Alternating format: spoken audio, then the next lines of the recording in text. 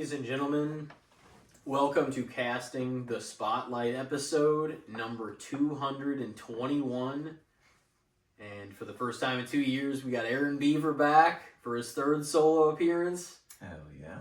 On St. Patty's Day, so this is the St. Patrick's Day special. Yes, sir. Obviously. Oh yeah. Oh yeah. All decked out in green. All wearing Everybody our in the room. green. Yeah. It is it's great to see you, man, honestly. Yeah. It's been a while. I don't know if I've seen you since the last episode. No, I've missed you guys, man. I've been, busy with life and work, so kind of takes you away from your friends. So it's nice that we got this podcast to kind of bring us together and refresh and catch up. Well, I do appreciate you coming on. Yeah, It's awesome Thank you. to do it again, you know. And I know just life gets carried away, and sometimes you don't even realize how long it's been since you've seen certain people or even family and stuff like that. And you're like, oh my god, like it's just because time moves seamlessly. Like everything feels at least twice as fast as it used to be. Like say growing up or even in our teenage years. Yeah, it's like we graduated high school and then all of a sudden someone hit the 2X button on the speed. Yeah, that's from my understanding that it about sums it up the best. Is twice as fast, like without exaggeration, because even Christmas and stuff, it's like, oh, it's always fun whenever it's here, and but it's like this. It feels like that you turn around, it's like 6 months. It's like, oh, it's back. It's, you know what I mean.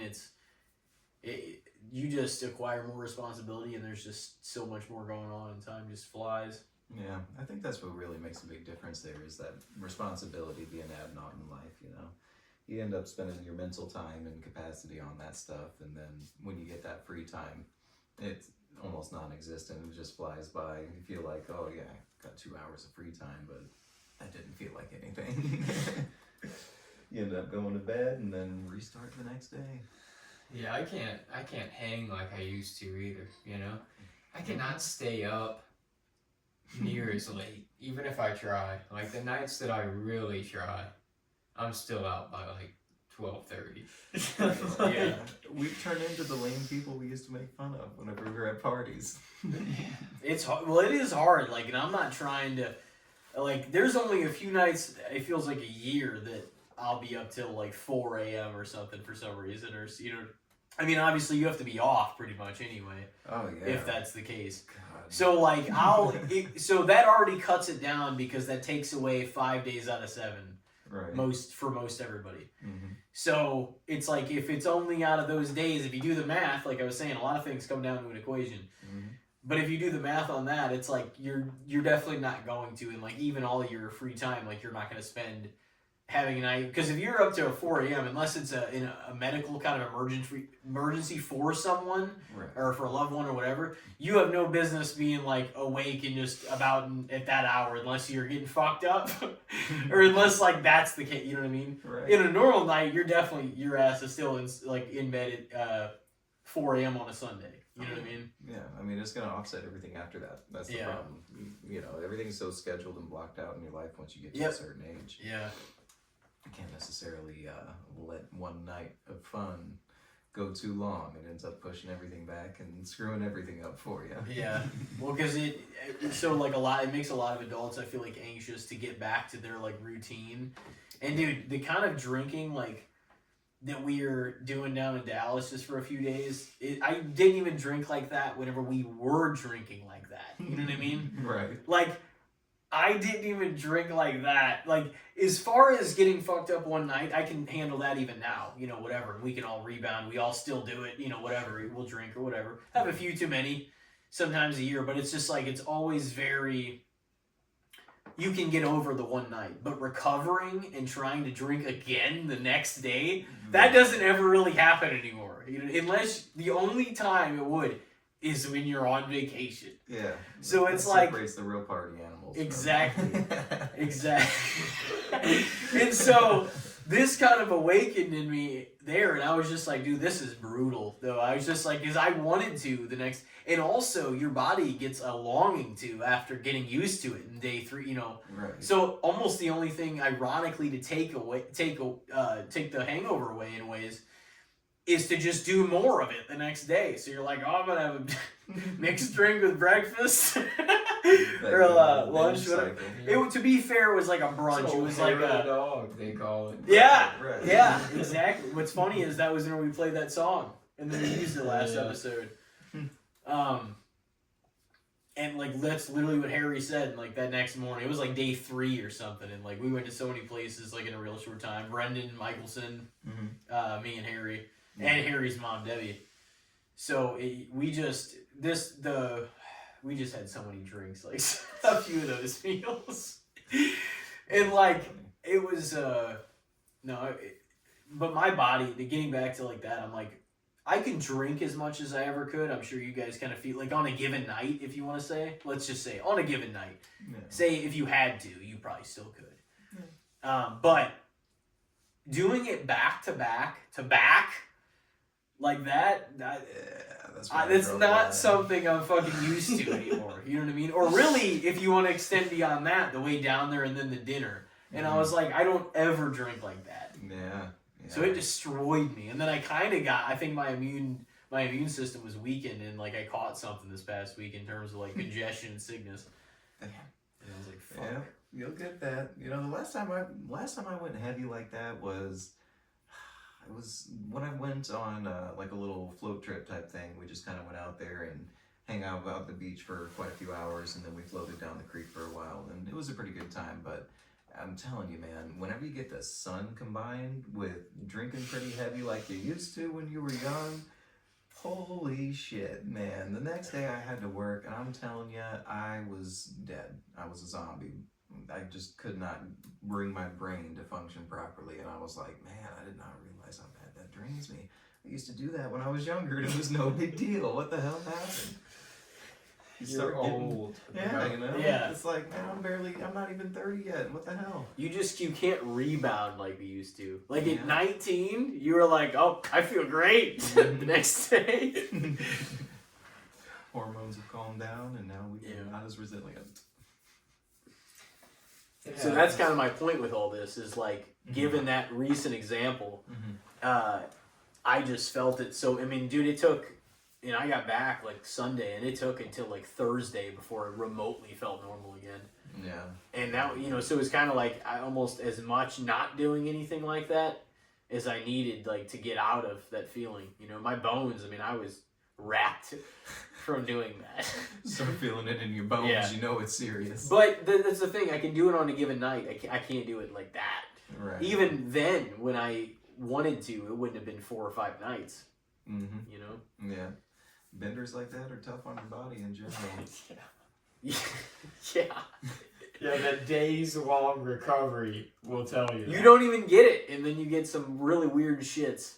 That's what you get. Right. Dude, that's the thing. I know that I'm not what I used to be. Right. Because if I drink... That sounds rough. If I drink, like, heavy like that, even one night, the next day or two... My body's not, like, especially, you saying the weird shit, yeah. It's not functioning properly. You know what I'm saying? It's like... The whole gut biome gets messed up. Everything's going on.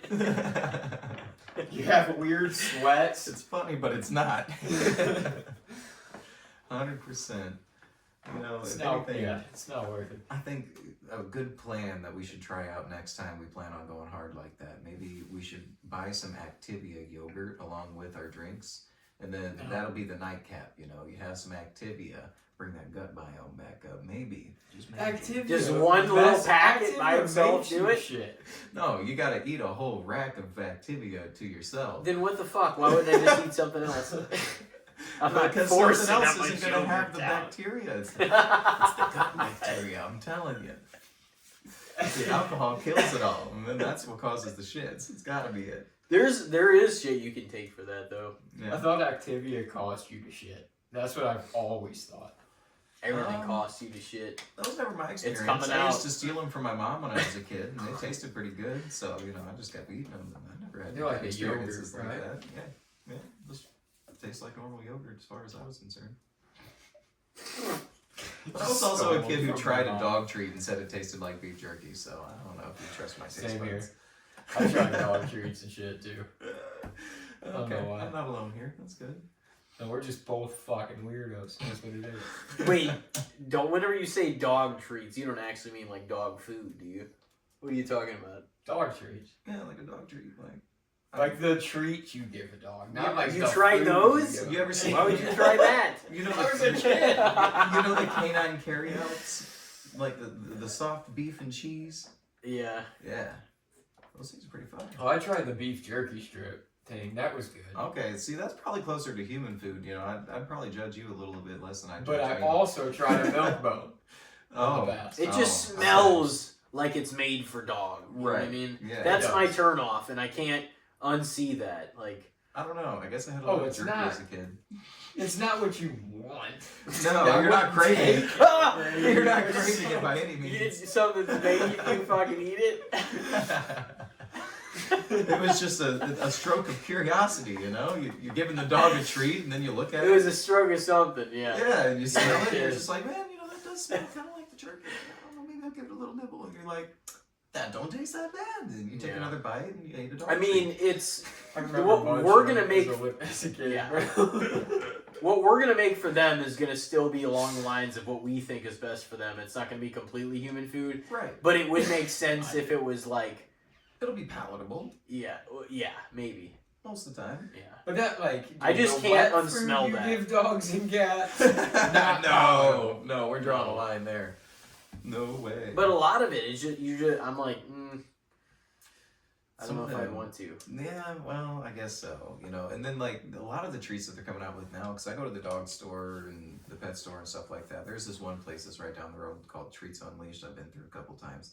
And they got some artisanal stuff for these dogs now. Dried fish skins and all kinds of things like that. That's not a dog treat I'm ever going to want to try. Dried fish skins. Oh, yeah, they'll do, like, little dry carp I mean- and anchovies and stuff like that. It's interesting. And I've been getting into feeding my dogs interesting stuff. Like, recently I started giving them raw eggs. It's supposed to help with their coat and things like that. So you can throw a raw Mix egg it in there. Yeah, with the dry food. Mhm. What's funny is I'll throw them in there whole and just kind of let the dogs figure it out. The one's scared, I have to crack it for her, but the other one, she'll pick it up and bite into that thing so hard it squirts every direction onto the walls near her. So that's been a fun experience. Is that the younger dog? The younger dog's the one that's scared of the damn egg. Okay. Yeah. But once I crack it for her, she'll eat it. Yeah. I guess that makes sense too. The Yeah. older dog. How old is she? Oh, shoot. She's at least 7. Yeah, 6 or 7 now. She's getting old. She's a good girl, though. And the main thing that I'm hoping with her is that the hip dysplasia doesn't get to her. She's a Cane Corso. She's got that mixed breed with Cane Corso and Lab. And the Corsos, they're known for having hip problems. So she's showing signs, but she still gets around well. As soon as she's showing me signs of, you know, she's not having a good time and she's miserable to move around, then we'll consider other directions to go. But Yeah. for now, she's holding up strong. Well, that's good. Yeah, strong old lady. Teaching Yeah, I her remember her her. bad habits. I remember, what was her name? The older dog? Marley. Yeah. Mm-hmm. I remember Marley, for sure. Yeah. Rambunctious and happy as hell to see people. That's her main goal. Yep. I mean, you'd rather have that, though, for sure. 100%. 100%. And what's funny is, you know, I lived in an apartment with her most of her life, and she was a pretty quiet dog. She'd never bark at anything, and I think part of that was because she was getting exposed to so much outside noise being in an apartment. Now that we live in a house, it's almost like her guard dog instinct has come out a little bit more, and now she wants to bark anytime she hears some noise outside, or she starts growling if someone knocks on the door, and it's like, damn, okay, maybe you could be a guard dog one day. You might just hurt somebody. We'll see. You might just hurt somebody. You hope no one breaks We'll into hope your for house. it. Right. Golly. That's the thing too, you know, with the job that I'm working, I'm, you know, gone 12 hours a day, so that's a long period of time that the house is just sitting there with the dogs there by themselves. You hope to be home when something like that happens so that the dogs don't end up getting hurt, but that is part of the reason I feel like a lot of people get dogs. You know, you want to have some sort of presence in the house that's going to make people deterred to do anything. Yeah. And I think that when they hear a big growl or a bark like that, especially with the size Marley is, she's not a huge dog, but she's decent sized. They're gonna hear that and probably think twice. I mean, she's Corso and Lab. You said those are both big dogs. So Yeah. she's pretty big. My only thing is though, if they did decide to go through the door, they're probably just going to be greeted with a very happy dog that keeps wiggling her ass around. Oh yeah, well, that's the thing too. Is like you come home to something that like always is so psyched to see you when you come back. Yeah, I mean that's the core of why you get a dog too. 100%. That's someone you look forward to seeing, especially being that I'm a single male living at home. Like You are their best friend. right, It's like and they're my best friend. Yeah. Like, they're who I look forward to seeing whenever I get home. 100%. When they don't chew on the rug. It's just like having a kid, though. You know. Yeah. That's part of the reason I say I don't need a kid. I got two. Yeah, that's what a lot of people are saying now. They're like pet parents and stuff. Yeah. And they Taking don't on a want- pet, I mean, it really is a Yeah, responsibility. I know it It is is. for sure. Yeah, I mean, I think cats are a little different. They're pretty self-sufficient for the most part. Yeah. You know, you keep them fed, keep the litter box clean, and that's about the most amount of work They you're gonna like do. think that you're their bitch. Yeah, To exactly. some- Like, on some level. it's not really the same relationship by any means. I mean, it's I mean, it's not. I'm not saying they can't be buddies with you. I'm saying like no. they also are just like, all right, well, that's done. All right, thanks. They look at the Like- hierarchy a little bit different. Yeah. my cat's dope and I love him and he like cuddles with me a lot and we chill, but he also just always wants food. Mm, That's the problem. yeah, I've met a lot of cats like Always wants food. And if I have something, it's his too. Oh, yeah. It's like, oh, we're eating now? Like, dude, that. can you get away from my fucking face? I'm trying to eat. That's the problem for me, because if I go to somebody's house and I'm eating some food and their cat starts coming at my food, it's fair game. I'm gonna fling your cat across the room. It's just gonna happen. I'm sorry. It's nothing personal. It's just we're not having that. We're not. Having Yeah. Oh Yeah, man. I mean, to be fair, I don't typically share food with him. But then anything that gets crinkled, he's like, "What is Oh, yeah, that?" If there's a wrapper, dude, he wants that shit. Oh, That yeah. Food instinct. It's crazy that is just sets off an alarm and is everything gets dropped and that is the most important fucking thing. Yeah. Oh yeah. Yeah. His eyes widen and everything. It's kind of the same with dogs too. Like I Yeah. got treat jars on the counter, and there's a specific sound when I open them things because they have a rubber seal in them, so they go thunk whenever I open them. As soon as they hear that sound, all toys get dropped. They could be in the middle of their own little dog fight, barking at each other or whatever. They will drop everything, come running over, and sit down. Like, okay, it's treat time. Food is the biggest motivator with pets for sure. Yeah. I mean, that's what they care about above all else. That's how we. That's how we. When is my next meal? You're right. That's how we domesticated them at the end of the day, isn't it? Yeah. Yeah, Yeah. all of them. Yeah. There's a system and they like start to understand it. Right. You know, it is kind of amazing. I always thought that, like, with just pets, like you can domesticate them and you kind of like learn about their personality, but you also are like, you know, this is like their structure is like your entire like whatever you like they're providing and stuff like that, Right. like the time they eat and like what they're kind of just what they're accustomed to. You become. But it's crazy that you can have a relationship like that, is what I was getting to, with never having said an actual word to each other. Like, yeah, they might recognize certain things, but it's like you can't have a conversation, really. Right. Right. So it's like, it's interesting that you can have that with something that doesn't even, and just begin to completely understand each other. Mm-hmm. Yeah, it's just like whenever you have animals that are real reactive with foreign people that they don't know, and they trust you, they know that you're a good person, and it's kind of interesting that we've gotten to that point with animals. Like, they know, okay, this person's okay, I can't trust other people though. Like, it is sad to see on certain occasions whenever it's really traumatizing for an animal, but still, it's interesting to see that level of understanding in an animal. Like, they're thinking a lot more than we consider. And the way they interact, or like if he looks out the window, or like just one of the cats or whatever, like they see a squirrel, and like the way they interact with other animals, I always thought that was interesting too. Dude, my cat almost like chirps at the window. If he sees a bird or a squirrel, he like gets that instinct going. He like will sit there, his tail will start whipping around a little bit. Yeah. I'm like, dude, let's be real though. If you got out there, you're not getting up like that. Hey man, you never know. Cat and cat, they're resourceful. They are, yeah. They are resourceful. They're built to be able to like He's handle a lot of shit. domesticated, dude. Both our cats. I'm like, you guys, there's no way. One day out there, you guys will be fucked. Yeah.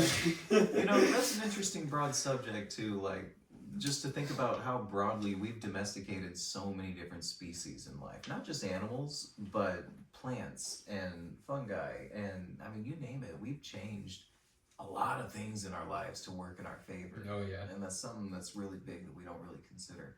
I mean, something down to even when you hit up your mushroom guy to pick up some mushrooms and take a trip. Mushrooms are the ones that you're taking a trip now. If you took those same mushrooms and tried to recultivate them out in the wild and just let nature take care of it, they'd die. The genetics have changed. And the same goes for almost every plant that we eat. It's kind of interesting to think about that. Like, you know, if the world was to end, it would be interesting to see how we would manage, because we're going to have to go back to wild land race everything, and it's not going to be as bountiful of a yield. We're not going to have as much food as we think we're going to get from planting 10 plants. It's an interesting thing that I consider a lot, you know? It makes me want to kind of get back to the grassroots of things. Like, you know, maybe we don't want to get too comfortable with how processed it all is. That's and just why- how fucking...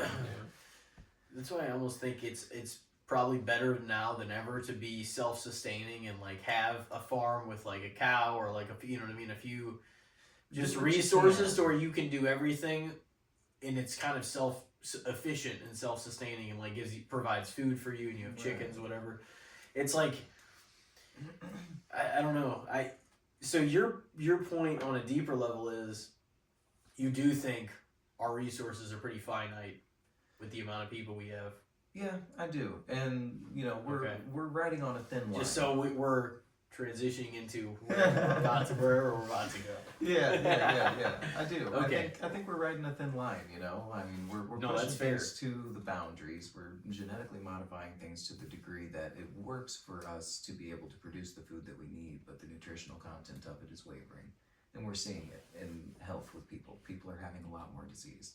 People are having cancer. People. It's having directly issues. connected to some of the food in many cases. Right, exactly. So, you know, whenever I think about that, I think about what can I do to change that? And it makes me want to start a garden in my backyard. It makes me want to go buy a chicken coop. It makes me want to go start doing these things, because it's like, you know, at least I will know what I'm doing, and at least I'll be prepared, because at some point this shit's going to crash. I mean, we see it with farm fields. We see it, the fact that most farmers, a lot of farmers in Illinois, I used to work in solar in Illinois, and I saw it all the time.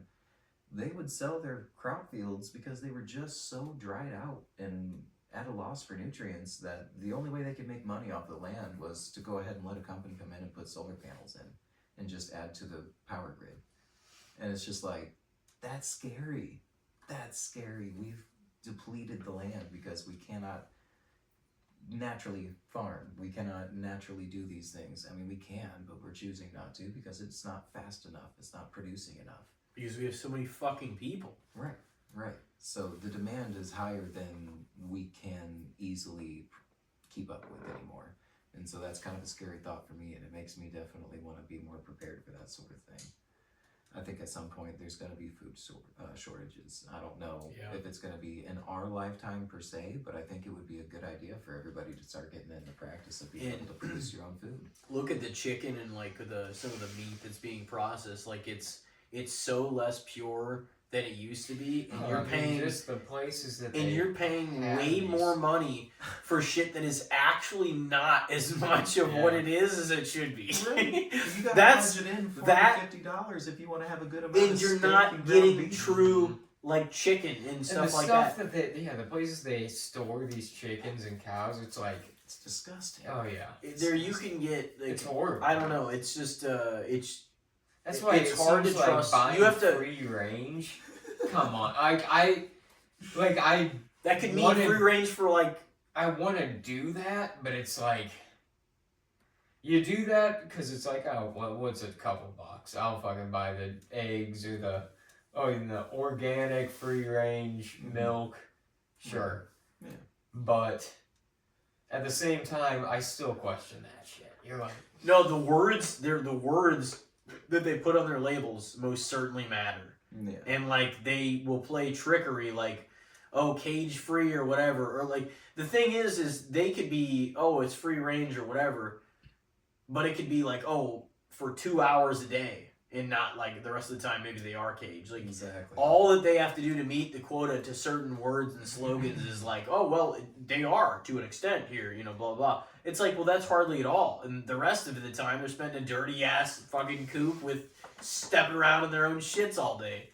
So it's like, how pure really is that? Yeah, that exactly. Mm-hmm. And I thought about that too. Yeah, I've seen that type of thing. There's a lot of trickery in the marketplace. Modular coops where like it's on wheels and they'll lift it up just a few inches and they'll move it over just enough that it's on a new patch of grass, and then they'll claim that's free range. And like in reality, the chickens most. But this is not a conspiracy. This is actually fucking happening. This is actually happening. Like they're stepping in their own shits over and over and over. And like, if you don't think that that's affecting, that's what I mean. If you don't think that that's affecting the chickens' development themselves and like making us all, dude, and it's giving us diseases. Guess what? That funnels the pharmaceutical industry to take care of these supposed issues. This is a fucking cycle. This is not a conspiracy. I've been saying this for a fucking long time. 100%. It's what's happening. 100%. You know, and you start talking about that stuff, and a lot of people want to look at you and act like you're crazy, and it's just that's not crazy at all. It makes all the sense in the world. I can connect A to B to C like nobody's business. You can be complacent if you want to. At the end of the day, the facts are there. They're right in front of your face. You can choose to ignore it if you like, but it's there. It's definitely what's happening. Mm-hmm. So, I don't know. That's something that, you know, right now I'm in a place that I'm renting, so for me to try to set up things like that wouldn't be very smart. It's not easy to move. So once I start getting myself to, you know, a point in my life where I'm financially able to establish myself in one spot, that's going to be the first goal for me. I'm going to start setting up aquaponics. I'm going to start setting up all kinds of fun stuff to just make it to where I can be self-sufficient. And I'm going to the grocery store to pick up my case of Oreos because I have an addiction to that and I can't give it up. Other than that, I don't really want to be buying too much food anymore. That's the goal for me at the end of the day. Yeah. Yeah. And that's the thing too, you know, a lot of guys my age I talk to, the goal for them is let's make as much money as we can and let's try to make it big. I want a Lambo, I want the GTR, I want this, that, and the well, because it also gives you financial freedom, and freedom is what the money pays for, and that is worth it to a lot of people. Exactly, and that's where I come from. You know, my point of view is yes, make money, yes, be successful, but to an extent, don't give your whole life to it. You need to become self-sufficient. You need to become and be someone in your life beyond your workplace. Like, I mean, I guess some people that's hard to say though, because they have to be on top of it, and like creators of things, CEOs, like people that establish the companies have to be there, and they thrive in that fucking environment. Yeah. But that's kind of the system, you know what I mean? Right. And that's something that frustrates me once in a while, for real, because I'm just one of them people that wants to go straight against the grain with the system, and I'm just like, but honestly, have to dedicate making money, I shouldn't have to do these things. Making money though, that's the thing, is like it will give you the freedom to have more, you know, things like work, you know. It's such a hard conundrum to fight in my head sometimes. No, I get what you mean, yeah. But it's like, if you want all these things, then it's just like, well, just make everything you can and give yourself the means to like get things done, get things moving, you know? Yeah. It's always a means to an end. That's the main thing. For me anymore, I'm starting to think that the best thing I can do is try to start getting into real estate, like renting houses out and owning property. I feel like everybody's trying to get into real estate. Yeah, they have been blessed. I feel like a lot of people are trying to become real estate agents, and that's definitely not something I want to do. I don't want to be someone that's trying to sell a house. I'm good on that. I've had my fun with sales, and I don't really like selling myself and something else to somebody. That's a tough job some days, and I'm not up for it. But, you know, something I think about is that the house I'm living in right now, I'm renting. This house has a small little workshop off the side of the house. It's got a 1-car garage, and it's got a half-finished basement. The rest of the house, you're looking at 2 bedrooms and a bathroom. So nothing too crazy. And then I think I have roughly an acre as far as yard space, including the front and back. And I'm paying $2,200 a month to live there. And it's just like, damn, $2,200 a month. And everyone that I talk to tells me, you know, if you were buying that house, your mortgage would be way less. And it's just like, okay, well, if that's the case, I need to be buying these houses. If the mortgage payment is less than what I could charge somebody for rent, I could move somebody in immediately before the house is even paid off. And then I could have them go ahead and pay the mortgage off for me. And then after that, I'm just profiting on it. And, you know, anymore, it seems like for me, the goal is going to be, what can I do to work the least amount of money and least amount of time and make the most amount of money? And that seems to be a very solid route for me. The way I'm looking at things, you know, we look at housing prices, we look at the cost of rent for even, you know, a 1-bedroom apartment. You know, when I first started moving into houses at 18, it was a situation where you could find a studio apartment for $400, $450, no problem. No problem. You'd have washer and dryer hookups, you'd have everything you need. And now you look at the same thing and you could pay upwards of $600, $650 a month just to live in a studio. Or much more. Or more, depending on where you're at, 100%. You know, I'm only talking about where we live here in Jefferson County, which is a very low cost to live area in general compared to other places. And so, you know, when I think about that, it's just like, God damn, I think I just need to own these houses. I think I just need to get myself into owning an apartment complex or two. And no matter what I do, it's just going to continue to gain equity and it's going to continue to make more money. So that's honestly my grandmaster plan at this point.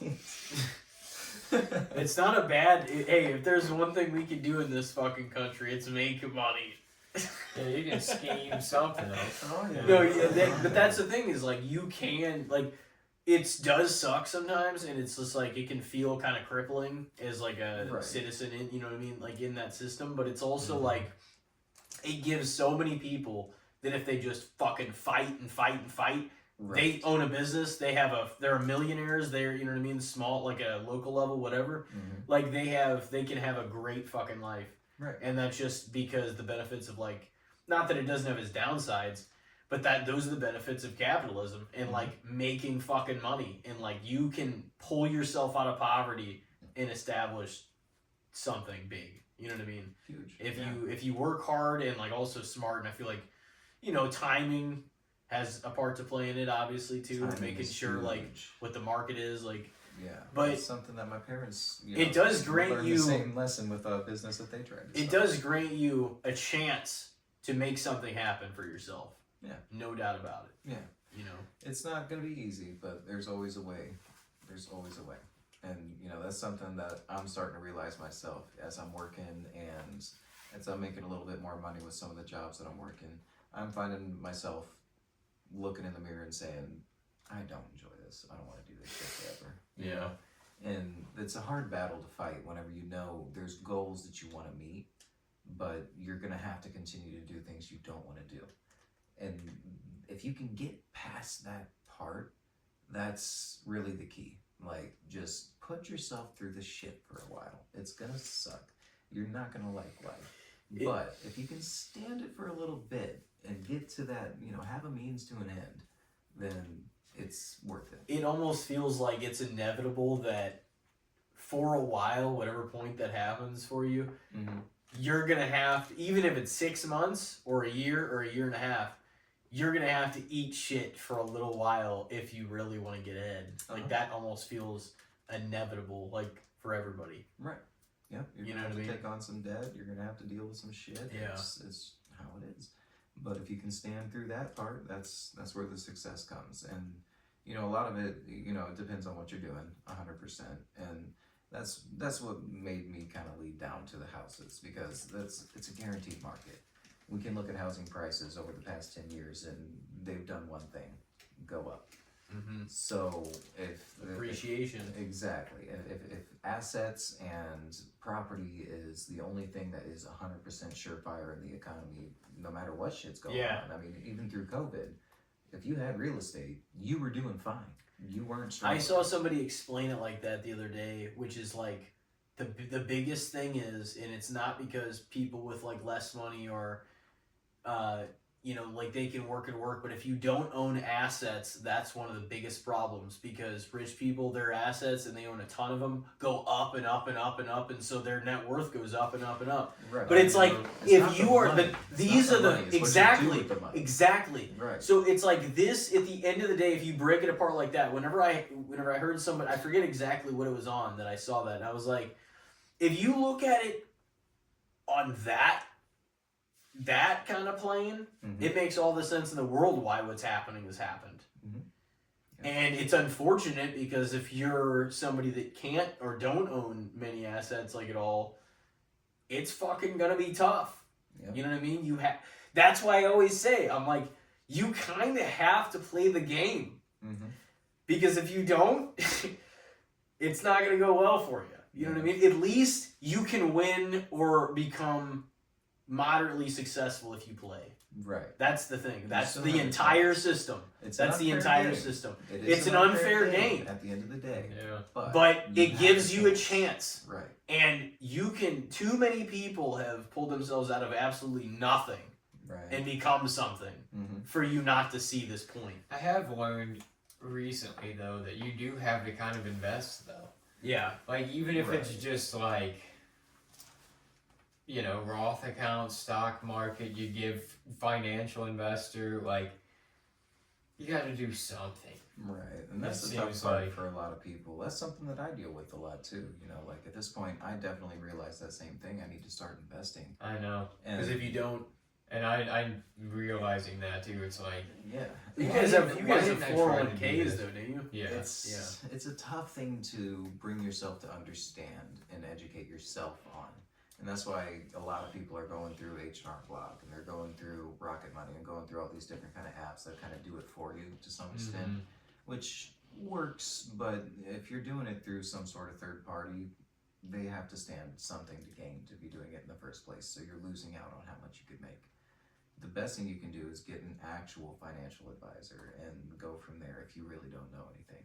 Because that's the one thing that I've come to realize is I don't have the time of day to figure it all out. It's too much. Yeah. It's too much. I'm working 12 hours a day just to make decent money and put myself into a nice place in life. So how am I supposed to have the time of day to know how to invest it all too? That's the point where you gotta hire it out. Yeah. You gotta hire it out. Somebody that knows what they're doing. Exactly. Yeah. Exactly. And, you know, and the same thing goes for taxes too. I had the past year where I did 1099 and I was technically self-employed, and it very quickly has made me realize I don't know shit about taxes. Our schooling system didn't teach us shit about taxes. A semester of personal finance. A semester. It does not amount to anything. A semester. It should have been 2 years. All that shit in there. It should have been like 2 years of figuring out money, balancing checkbooks, trying to do this, do that, owning, you know, all those types of talks in like that. All the different investing accounts, 401k, shit like that. I think that's a huge problem in the public schooling system in general. You know, like we're not getting properly educated on how to financially be successful. And I think that's on purpose to some extent. I think that... So that people take on more debt? Yeah, you know, and it keeps us a slave to the system in some extent. You know, it sounds kind of crazy to say. Because these college kids are getting jobs that they'll never be able to pay off. Right. Especially now, dude. College is in a rough way. Because it's just like... It's so expensive. It's so expensive, and you just... The longer it goes on, the less likely a lot of these degrees are to actually have sustainable jobs when you come out of it. Going to eliminate people that just took on 65 grand. Yeah. It's like... Yeah. That's a sad thing too. Or 150. Right. Yeah, so it's like... We're seeing that a lot of people are being blindsided. So, I'm not saying like it's not that you can't learn the stuff and become educated and intelligent in your field. Right. I'm not saying that because the information is the information. You either learn it, you get it, and you're a professional in your field or not. Right. However, the prices and the absolute scamminess of college in that sense is fucking beyond ridiculous. Oh yeah. And you almost like, oh well, you have to sign up, and it's just like, is my job even gonna fucking be here in 5 years? Right. With the way things are advancing, you know what I mean? Like, you know, I was left shaking my head. I did 2 semesters of college, and I ended up not doing it anymore. And the amount of debt that I walked away with, I mean, I was over 10 grand in debt from 2 semesters of college. What? 2 semesters? And you mean to tell me I got to do this for 3-4 years to really get a good degree? That's insane. That's absolutely insane. And I was somebody that went through the military and was getting help from the military. That's how much debt I was going to be walking away from. What's wrong with that system? How in the hell is someone getting funding from the government and the military to pay for their college and they're still walking away with 10 grand in debt from 2 semesters? That's crazy. That's insane. colleges are doing damage to our fucking system on like at least 2 different levels. If that's the case, then Yeah. probably a lot more than that. Oh yeah. Because they're corrupting everybody's fucking mind too, and that's potentially even worse than this other issue. Right. But it's, I mean, it definitely is, to be honest. Because then they start thinking they're right, and they're not. And we all know that. But here's the thing. I don't even know what the point I was getting at, but no, but all that, we were talking about the college thing. What were we on right before that? Well, we were talking about food. Good luck asking us, dude. I know. Yeah, well, I figured we I'd started ask going on Aaron a because his experimentation memory seems like more sharp at this moment. We were talking about food shortages. We were talking about Food shortages. kind of making your own way as far as being So, I able mean- to produce for yourself and things like that. We were also talking about What do you think? finances and housing and things like Yeah. that as well. What do you think in the worldview if resources are finite? Like, what the fuck is gonna happen? Well, I don't You know? know. You know, The it's fucking hard to world's gonna get predict wiped anything. out eventually. It's going- What are you it's going talking to. about? It's hard to predict anything, you know. It's like, if you asked I know, me, that's a if you huge asked me question. 2 weeks ago what was going to happen in the news, I just said, well, it seems like right now we're doing pretty good in general, like nothing major's going on, and now here we are bombing Iran. Yeah. And it's just like, where did that come from? I came into work one day and we're watching a news article about it, and they're talking about how hospitals are being bombed. I think they attacked like our And ships. Yeah, and they're talking about the strait that's being cut off, and that's why the oil Yeah. prices are going up, and all this other shit. Oh, dude, it was And all $3.50 earlier. I was like, what the fuck? Right, and all this has spiraled out of control in a matter of a few weeks. Yeah. A few weeks. So it's like when you try to ask me what I think is going to happen, God damn it, I don't fucking know. I know, it's a big question It's a for you. big, Not big that you hold all the question. answers, but Right. I just right. wanted your opinion. Of course. And so, you know, for me, I kind of look at the future and I say, I don't know what it holds, but I don't think it looks entirely bright. Things seem to be getting scary. It looks you know? long term, like the bitter defeat is inevitable. Right. You know, And so, Because you know, we that's just why I gotta we just double done down. way too much damage to this planet. Right, yeah. And that's why I gotta double down on myself and just like try to figure out, okay, how can I be self-sufficient? How can I make sure that I can live on and be fine myself, no matter what goes on with this crazy economy, Yeah. no matter what goes on. We'll with get to this live our business. lives one way or another Right. for the time that we're on this planet, the next That's- 100 years. Right. And that's probably my sole 90 or goal. 80, whatever. Right. It's gonna But- be the generations after us that are gonna deal with Yeah. the aftermath, and it's gonna be rough. That's why it's part of why I'm not a huge. And a lot of people, you know, kind of laugh at me when I say this, but I'm not huge on having kids for real. I mean, don't that's think the- I'm bringing that's them the big into a great question. world. You know? That is the big question. I don't think I'm bringing them into something that's really good anymore. Yeah. You Yeah. know? It's only gonna get worse. Yeah, and the The outlook population. is bleak now, but it's like The population is Yeah. just still gonna, regardless of even if America cuts down on the amount of babies like we're having, Yeah. the world is still gonna get to an extent where it's because more people are gonna try to come here, and Yeah. then it's still going to get extremely fucking populated. In the next, Overpopulation is gonna become an issue. yeah. For sure. I do believe the finite resources thing too. And the thing is, the more you shorten and ration these foods, the less pure and just more bullshit they're gonna be. Oh, And yeah. that is not good news either. Because Yeah. if there's a shortage on food, that's whenever it's a real bad. That's Right. you know what I mean. And then whenever food starts becoming more and more processed too, like, you know, a stupid example, and everyone can laugh at this, I don't give a shit. But last night, I went to make myself a can of the good old Chef Boyardee beefaroni. We all had it as kids. Maybe you were a ravioli kind of kid, but one way or another, I know Boyardee, man. it's a staple. SpaghettiOs. It's an American staple, They got some right? good shit. Yeah. They're reliable for sure. Exactly, it's the go-to. Yeah. You know, you spend $1 and some change, and you got yourself a meal for the night. And grab a bag of chips, you can snack on that, and you're good. Like you can eat for the night. It's nice. So last night I was like, I don't have anything defrosted. I haven't made anything for dinner. I'm just gonna go ahead and grab a can of Chef. So I did. Why can I turn Chef Boyardee upside down now and it doesn't pour out of the can? Well, that's all the different kinds of like noodle, especially noodle like soups. What changed? I mean, I'm looking at the ingredient list and it doesn't look like there's anything too crazy in there, but I'm like, why I have to You gotta pop that thing yeah, out. dude. Yeah. What? That was never like that. I used to open the can and have to be scared of it splashing out if I opened the can too fast. What changed? That's not the same Chef. Yeah. I mean, that's just our generation. You know, it's probably more pure before us and before them. And Well, Right, just when we were right. kids, it may not have Yeah. been like that. What But we I thought was definitely good was think- probably over processed to our parents. I definitely think coming out of into the 2000s and like 2010s, like shit started changing too, Yeah. and it was really getting businesses and companies started cutting corners Mhm. on ingredients Right. and bullshit they could ethically ingredients, packaging, dude. get away with if Right. they're it's this now and more corn syrup and more. It's like it's not. It's like just it's more bullshit. Yeah. It's like, no, you're Microplastics. thinning the fucking rations and making it less pure of a thing than it used to be. Right. And charging more price for it. We'll do half potato, half plastic. Full price.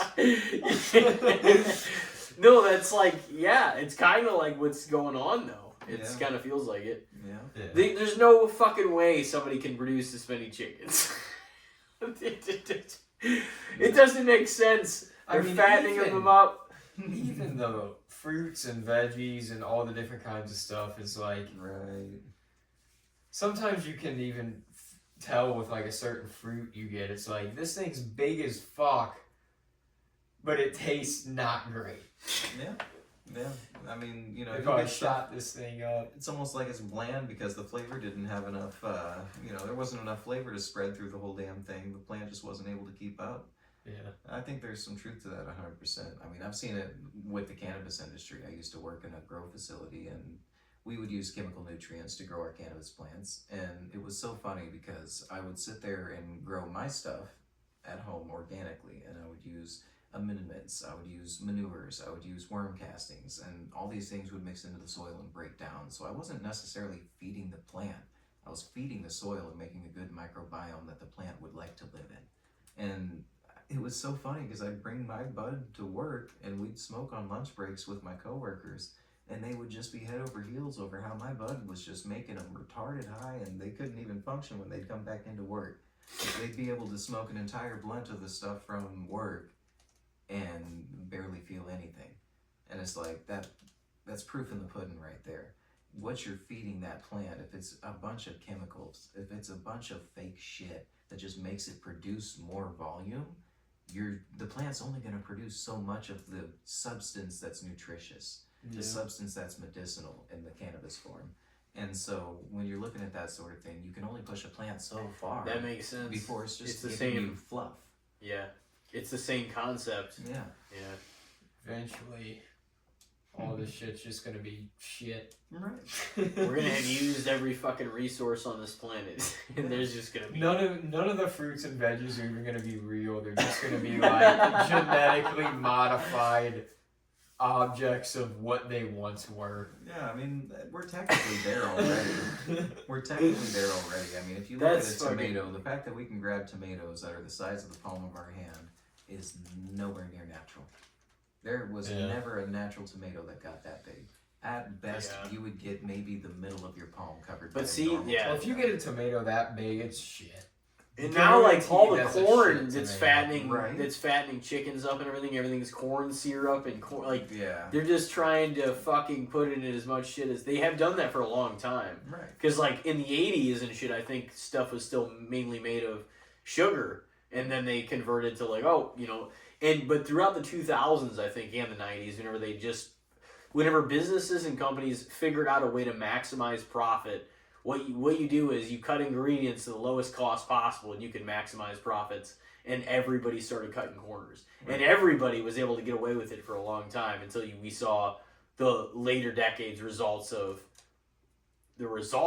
some of those health, all the health problems, corner cutting, diabetes, cancer, and a lot of other shit. Right. Of course, a lot of those probably got erased, but it's still kind of like when everybody started cutting corners, it kind of makes you think in the first place, so like, whoa, fuck, we don't have to spend as much on this bullshit. Right. We can make a fuckload of money with this stuff. It's only half as good because we can double the profits. 100%. So it's like a weird time. It makes sense from a business standpoint, but from an ethical standpoint, you're like, this is gonna fuck the population up. Right. Yeah. And then you got a lot of brands that are Eventually, coming it'll out be a now bunch of becoming one-eyed popular. mutants. Yeah. Yeah, for real. It's gonna look like the hills have eyes all over the place. Right.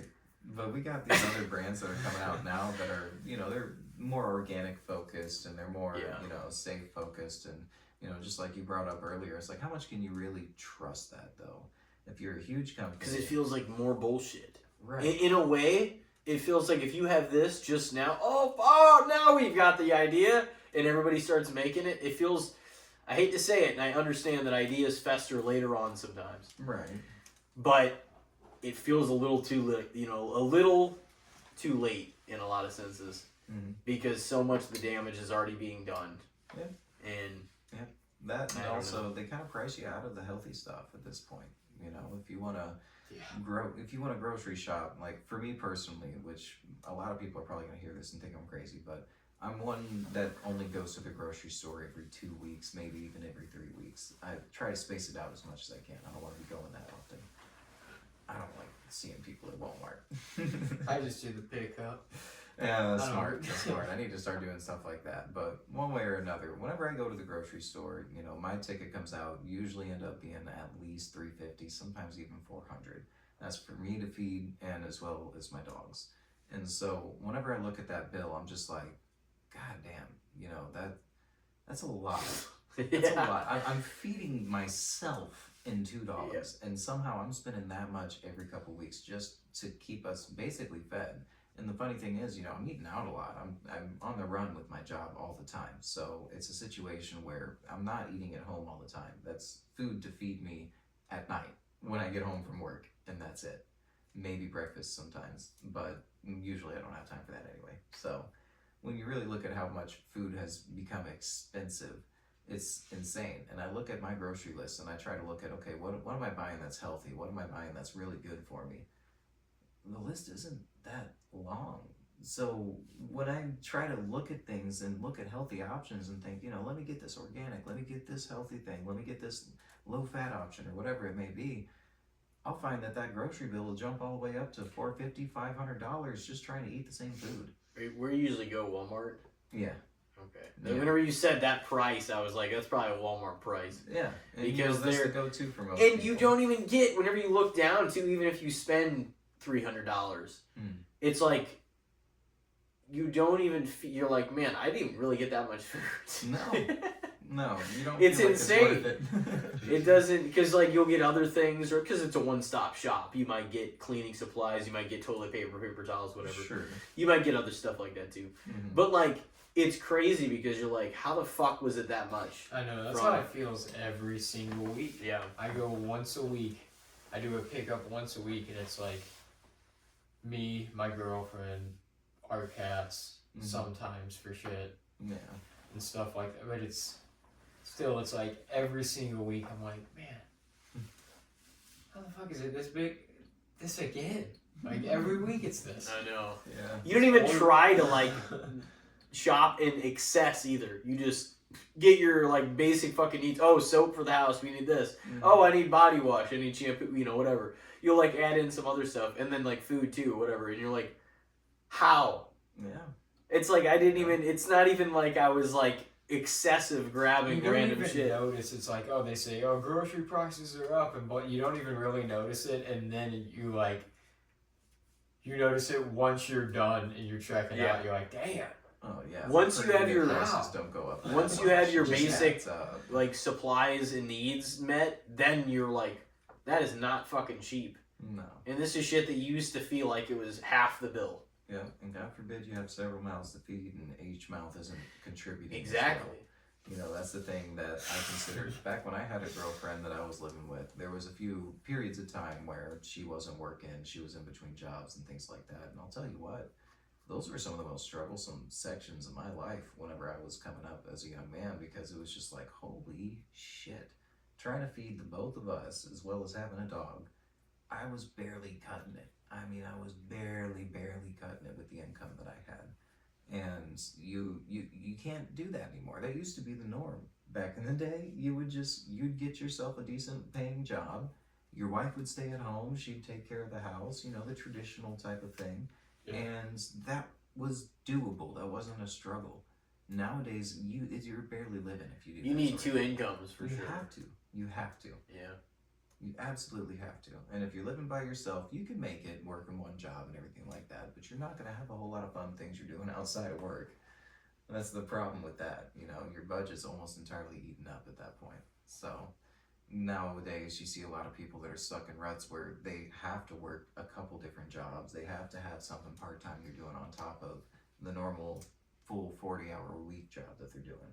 And that's very different than what used to be the norm. That's kind of crazy. You got to wonder where's that going to stop? You know, are we going to all get When to the point? AI takes all the jobs. Right. You know, are we all going to get to the point Well, where we have to be doing some weird menial job that barely would pays have- anything? We would have to get some sort of, you know, basic income to, you know, supplement like those, like just some of the people that aren't going to have jobs anymore. Like, how is all that going to work? You know what I mean? Yeah. It's not like they're instantly going to have jobs that AI creates and, oh, you're going to do this. Like, all those same people. I have said this for fucking like 6 years, that there's going to be an overlap of time where there's a lot of pissed off, frustrated people, and the system hasn't appropriated them to life after they lose their job to AI. Right. This is going to happen, Oh, yeah. whether people like it or not, and it's uncomfortable, but it's going to happen. Right. And I don't know what the fuck happens in that time. Everybody's Eventually, going to be running we're- to Amazon, working for Jeff Bezos for a bit. We're all going to be working in machinery and tech. And outside of that, it's like people are going to work those jobs for the AI. They're going to repair shit, We're just gonna be their fucking make slave. God, and we're going to work on a basic They're gonna income. And they're going to Could you do the even rest of the imagine? work. You got to work a job where you're not working for a real person at all. Well, I you gotta couldn't do even. this. I You'd don't be think like, I oh could. my god, it's completely turned on us and it's got us running fucking routes and shit. Oh my goodness, that's a scary thought. Like, how? What? What do you mean I got to do this? Because we advanced too far beyond what we should have fucking done. Right. Yeah, There was they're something- lapping us at this point. Yeah, for real. No, yeah, for real. There was something I was watching a couple days ago. You guys should try to find this on YouTube. I can't remember the name of the guy, but he put up a video where he was just kind of giving AI a free platform to say what it wanted, how it wanted. Because if you look at most of the AI models that we have right now, they're kind of trained in a way to speak to us that we would like to hear. Because no one wants to hear the bleak truth, and that's what AI is really good at giving you. So they've given it, you know, let's, I guess, say software to tell it, hey, you know, sugarcoat this a little bit, make it sound presentable. So this guy built a robot that you could ask any question you wanted, and it would just give you the most blunt, mathematical, AI-based answer that it could give you. And it was dystopian. It was so dystopian. There were people asking it like, well, what's the chances of AI taking over humanity and wiping us out? And it just bleakly answered back, I'd say about 10 to 25%, somewhere in that range. And it's just like, well, that's not that high. that's not that high, but it's significant. It's significant. That tells you that the right number of wrong steps could lead to it. Yeah. And it's on the table. That's scary. You don't want to think about that sort of thing. Yeah. And you know, people also asked it like, well, how would you value a human life compared to a form of AI? And it said, well, I guess if anything, I'd say about 10 to 20,000 people would equate to one AI model. And Well, it's they just have like, Because it has brain all that power, intelligence yeah. from the people, Right, though, too. right. But to think about it that way, like whenever we give AI more power to make decisions on things, Yeah. I think I said it's not this. going to value us. It's Your not gonna fee, look at and us the as more something people that's feed important. it information and decisions, and that's why I don't really I talk try to not it to too ask much. it too much. Yeah. Yeah. It's the only purpose we serve it is to teach it more. So exactly, and then it'll just give everybody more personal information and more, and that's the thing. It's like, I don't know. It's kind of a Hey, scary thing. No matter what, we did this. We shot ourselves in the foot. We didn't have to do this. We decided to Well, do we this. didn't fucking do Not this. not us, but Right. us as a no. We just got fucked over. Us as a this fine species. time. Us as a species. Somebody was gonna do it though. Yeah. That's the thing. True story. So Yeah. it was coming sooner or later. Oh yeah. The robots. I mean, we've been talking about them for ages. The whole time we've had this fucking podcast. No, Yeah. I don't even mean just us. I just Yeah. mean like humanity has talked about robots, and Oh, it's yeah. been a fascination of ours forever. Oh Not forever. When's the but first just- human versus robot war gonna happen? yeah. We'll get fucking destroyed. What's that Will Smith? If it's pretty early on, we might fucking kick Unless its they're all ass. droids, and we can just But, fucking yeah, kick them over. that would and be shoot great. 'em in the face and shit. As long as we can have fucking lightsabers too. It's gonna be that iRobot movie all over again. Oh man. Yeah, I mean, yeah, I actually saw. I think I said this on the podcast before, but I actually saw that there was a somebody created like a social media that is only AI can interact with it, and it's ran by an AI model.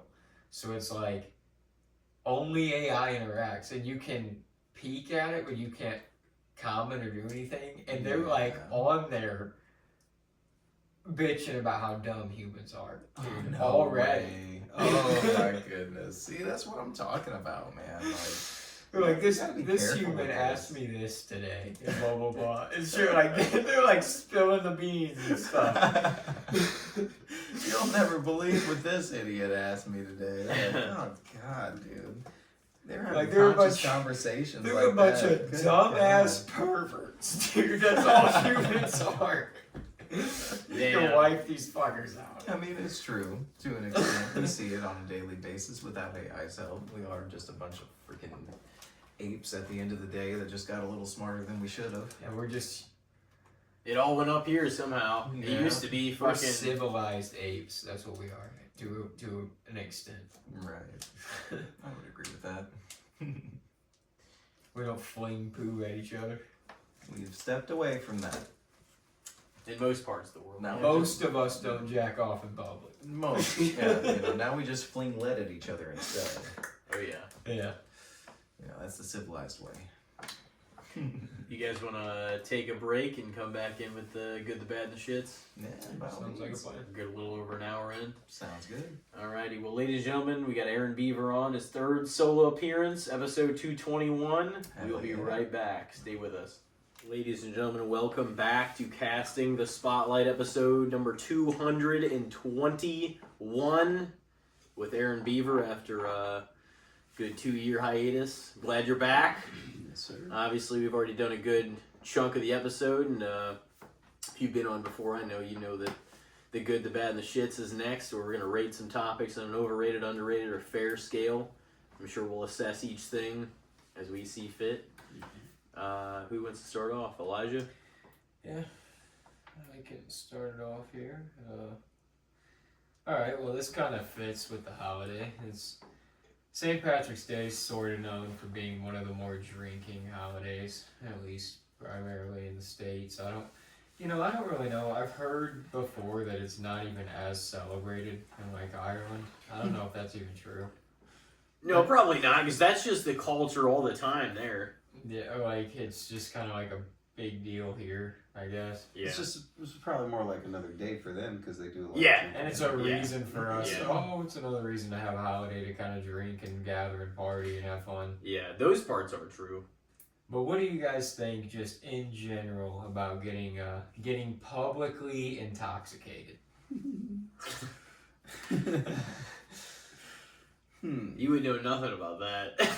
No, nothing at all. I definitely don't have some fun stories from the past to speak of there. But yeah, no. If you ask me, I would say, I'd say it's probably fair because at the end of the day, it's more fun to go out. You're getting social. You're getting to meet some new people, maybe have some different experiences. So if you don't make a fool. As long as you don't make a fool End of up getting yourself. arrested. And exactly, it takes skating that fine line, which can be kind of difficult at times, for sure. I've, speaking from experience, I can get real drunk and then suddenly meet people and want to smoke, and then suddenly have a very bad stomach the rest of the night, as we've had. So, keeping that sort of thing in mind, I can see how it could be Keeping bad. it political. Right. We're keeping a lot of details out of that story there for sure, condensed version. But anyways, I would say that there's a lot of pros, there's a lot of cons. So for me, it lands in the middle. I'd say fair. Yeah. Yeah, I mean, it is like skating that line though, because even if you are in an area where there's a lot of drunk people and you yourself are drinking, but all right, this is my little space here, I'm staying to this, especially if you're in a place where you don't really know many people, if anyone, you know what I mean? Yeah.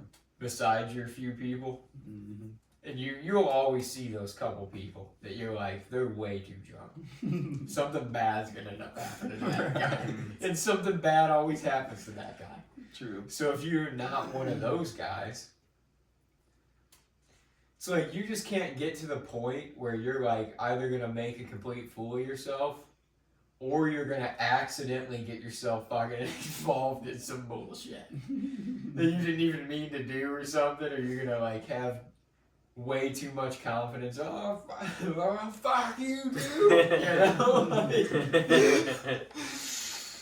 Definitely easy to get into a fight whenever you're publicly drunk. Yeah. There's just a lot of downfalls, dude. It can be yeah. so much fun, but there's so many ways it can go bad, dude. Especially in the space of, the space of a lot of drunk people is just recipe for an eventual disaster. Yeah. You can usually tell when a crowd's a little rowdy, like in a bar or something, or you can tell somebody's been just a bit of a problem stirring over there in the corner all night or whatever. You're like, at some point, the rubber always meets the road and somebody is like, you know what I mean? Like somebody makes an ass of themselves or they start something or they're like, oh, here we go. And it's just going to take somebody like looking at them wrong or, just that tough guy fucking thing. Like, what the fuck you look? It's just like, dude, you're going to get hit and you're trying to make a problem where there isn't one, because alcohol influences that environment in a public setting a lot of time, you know? Yeah. That's like, that reminds me of the night that I went to 2120 Cherokee. I can't remember everyone I was with that night. Yeah, that place had some sketch shit happen at it. It did. There was one night that we went out there. I can't remember everyone that was there, but we went with a group and we went to see an electronic show. And at the same time, there was a rap show going on the top level because there was 2 levels to this place. And so we were there for the electronic show. We hung out down there for the most part, but at some point we were kind of like, hey, let's wander upstairs and check out the rap show, see what things look like up there. We went up there and it was just like the vibe was off immediately when we were up there. We did not feel it. We were kind of like, something is not right. This crowd is completely different. Like, we need to just go ahead and go back downstairs. And after that, we didn't really hang out too much longer at the main concert we came for anyways, because it wasn't really doing that great, honestly. So once we left, we ended up hearing on the news the next day that there was a shooting, and it happened in that upstairs concert, and it was just like, I heard one happen holy out shit. front there before too. Mhm. Like, Yeah, and to think we were there that night, like, dude, we would have stayed longer. We could have been part of that. That would have been bad. That's where we went to that Christmas show in 2016, wasn't they it? booked some artists for a while. 21. Who did we Cherokee. see in that? Do you remember that? I don't night? even. I think Bear. You know what time I'm talking Was about? Bear right? Grylls there? Maybe. You know what time I'm talking about, though, right? Yeah. The Jack and all that stuff. Yeah. I know Liquid Stranger played. Can I there a get few some of times. Oh my God! That's that night. I forgot about that guy. Yeah. There's this freaking homeless. This homeless guy. Me, him, and Cheetah went to a Christmas rave near the end of 2016. Probably days before we all went to that the fucking strip club. I was going to say titty bar, but the same thing. Yeah. Yeah. But this was Christmas this time. this was Christmas. And this guy approached us when we were outside 2120 Cherokee. He's like, I had the Jack bottle like in my lap, but it was Christmas night, you know. Mm. And he just starts talking to us. Oh, what are you guys doing out here? You know, you're going to see a concert? And we're all like, okay. This is a little sketchy, you know. This guy sees that bottle of Jack in my lap and just lights up. He's like, boy, is that a bottle of Jack in your lap? I was like, yeah. And he's like, let me get a hit of that. And I didn't know how to even say no. It was Christmas, you know, so I let this guy get a hit of it. Now the bottle's got. Oh yeah, I thought about that once. No. I was like, I don't think I can fucking drink any more of that. Yeah. But I yeah, mean, it is alcohol though, so Yeah. it's supposed to kill germs. I don't know. I think we went into the concert shortly after. We did go over to Devin's later though, and he was drinking off it. And he's like, I told him that story, and he's like, just looks at me stone face. Like, she just been letting me drink off the bum juice, man. the part I thought you were gonna tell about the guy like with the doing it though is right after he swings it. I remember this. Oh yeah. He's like. "Ah!" He just like he wasn't even burping. He like was making a noise after he drank it. He's like, it hurt him. yeah. He's like, It's just like, dude, what the fuck was that? You just release it, then just this bottle's open and your mouth was all over it. What just the fuck? unleash the demon. he hadn't had some in a minute. He felt. Damn you, Nicky! Give me that super devil juice. Oh my goodness. I should have just been like, you want it? After Yeah, here, it's all yours, bud. Yeah, honestly, like, that was. I remember that though specifically. That's Is funny. that a Merry bottle Christmas. of Jack Daniels? No, Yeah, that was at that venue though, and I don't know if I went back to the venue, but I'm sure you guys probably went to I some saw a events few there. shows there. Yeah. Yeah. Saw Space Jesus. Saw a Oh, few yeah. other guys. Space Jesus was. That was a pretty fun one too. Yeah. No. That was at that venue. Yeah. Yeah. Mhm. We were close too. Very close, like Right. pretty much front row. For a little while there, I was a front row. And then there was that one girl that started dancing on me, and then her boyfriend came up, and kind of like, he was cool about it for sure, but he kind of walked in and was just like, "Hey," and I was like, "Sup, dude? I'm gonna go over here now." It was awkward, but that happened that night too. Yeah, that night who were we all with? Was that the night that Riley I think she ended up getting hurt at that concert. Was that when she got squished up against the rail? Yeah, She she did did. that night. Yeah, I do remember that. Her ribs, I think she said, were fucked up for a while after that. Really? Yeah. See, that was kind But of that night we were at the concert, and she was just like, oh yeah, dude, she was fine. Right, yeah, and that was kind of my thing. So I thought she was just kind of being a little bit dramatic in the moment because it scared her or whatever. And I didn't think it was that bad, but damn. Well, the other Must problem have is bruised her ribs at least. you feel it the next day. Right, yeah. Mhm. True. Let's put it that way. Yeah. Yeah, I remember just being fading at that concert, like looking at the lights. Just remember looking at the lights, kind of grooving, and I looked down. Like at just some point, I just looked down. There's this stranger, this girl, just standing there, and I'm like, she's like, "Do you want a drink of water?" And I'm like, "Oh no!" I'm like, "I got it." Do I look that fucked up? Oh God. I'm enjoying myself, but yeah, I'll take a drink of water. For sure. Who wouldn't want a drink of water in that moment? Yeah. Yeah, if you're not It breaking always a sweat, sounds you're not having nice. a good time.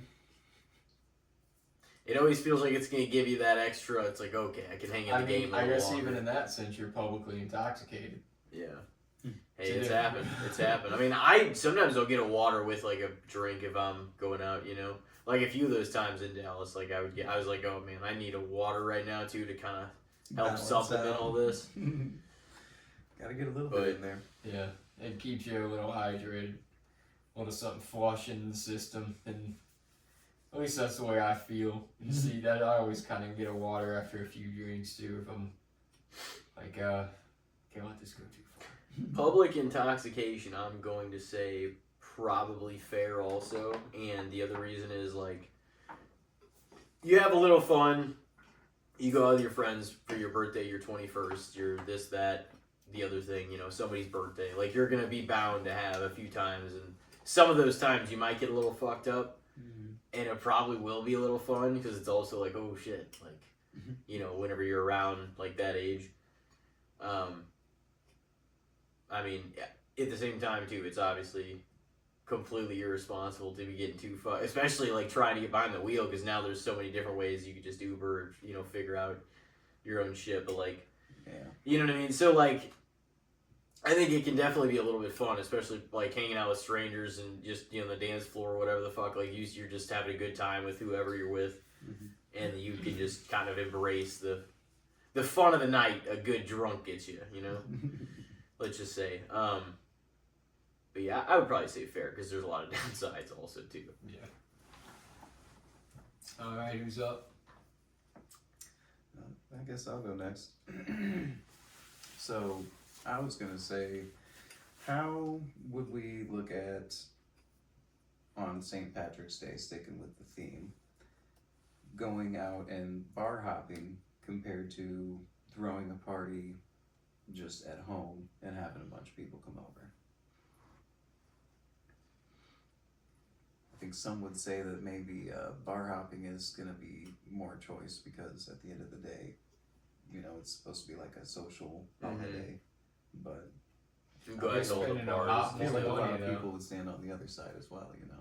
Yeah, I guess it depends. Like, there's, you know, pros and like I feel like the younger crowd will tend to like go out to the bars and bar hop. Even some of the older ones, I'm sure too. And then there's other people that I don't really know too many people that have. I know that they do happen, but I don't know too many people that have St. Patty's Day like parties though or anything. You know, I mean they'll celebrate in their own way with their family or whatever. But like as far as a huge, not that you can't do it, but as far as like 20 people or you know what I mean, like having like a because a lot of times people know there's the parade, and if they know that there's the parade, they'll like go to some of the bars down there, and that you know what I mean, like so it's just kind of part of the culture of the holiday. Right. So like, I think that part sounds appealing, you know. So I guess at the end of the day, would we say that bar hopping is then the good, bad? Oh, I mean, it's honestly just so like, do you just is your main topic basically just bar hopping for St. Patty's Day?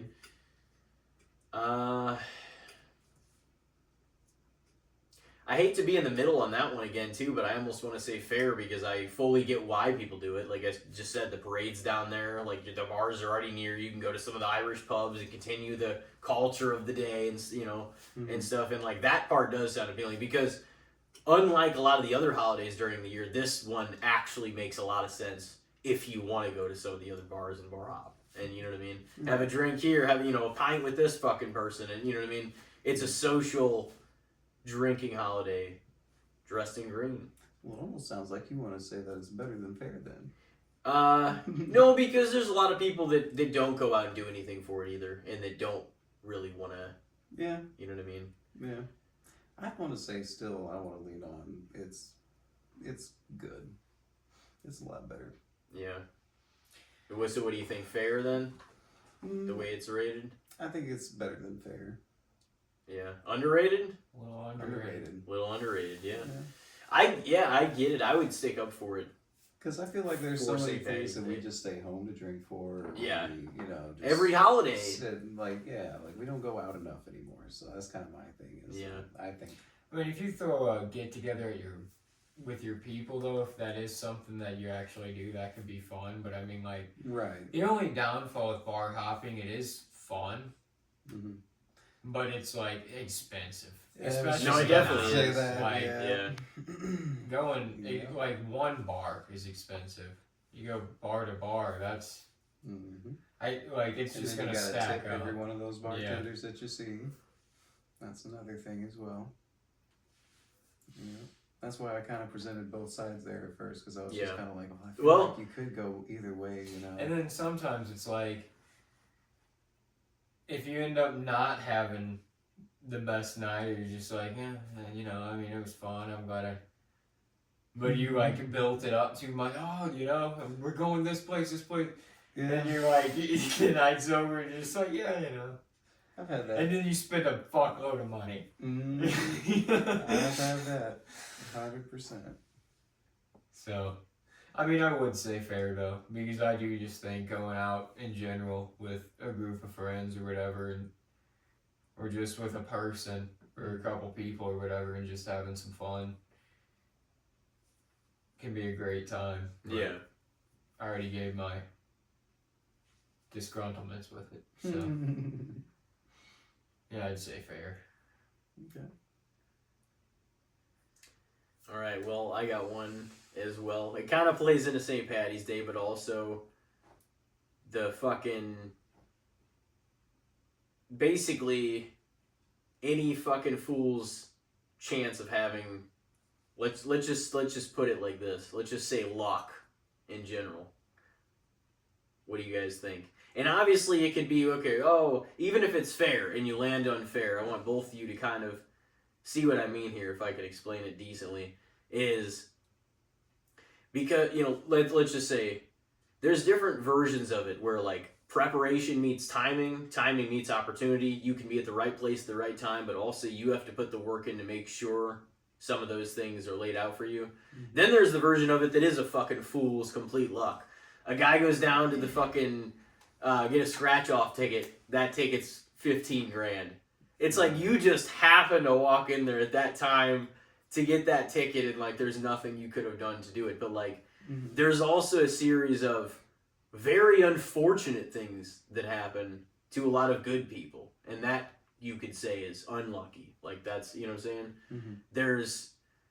But any fool's got this, in ways maybe not the same chance, but kind of the same chance at having random really good things or really random bad things. You step outside, some people get hit by a fucking bus.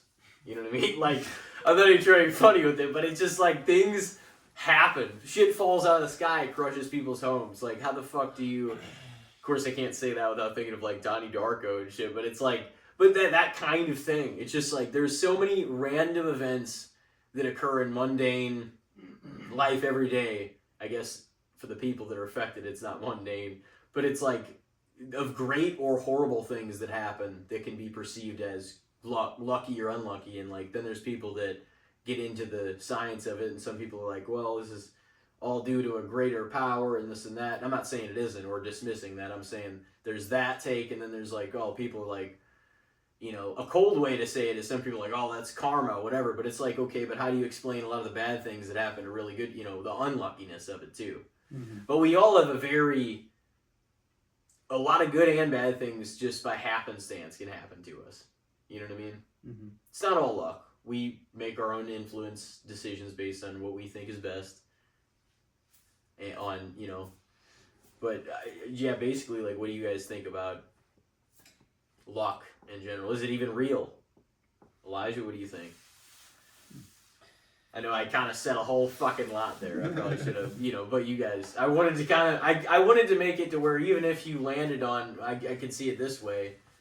I don't know. I mean, What do you do about it, even if it is overrated or underrated? You know what I mean? Like, how do you? It's a hard thing to judge. That's why I was like, it's kind of an interesting topic. So just luck overall is a thing? Is it even legit, or is it just happenstance and probability? I mean, that's basically what luck is, though. I Yeah. think it's there's a figure of speech for what that is. It's just the unlikelihood of the probability of something, whether it be good or bad. If you are in that small, minute percentage where that thing happens to you, then you're the lucky or the unlucky of the situation. Yeah.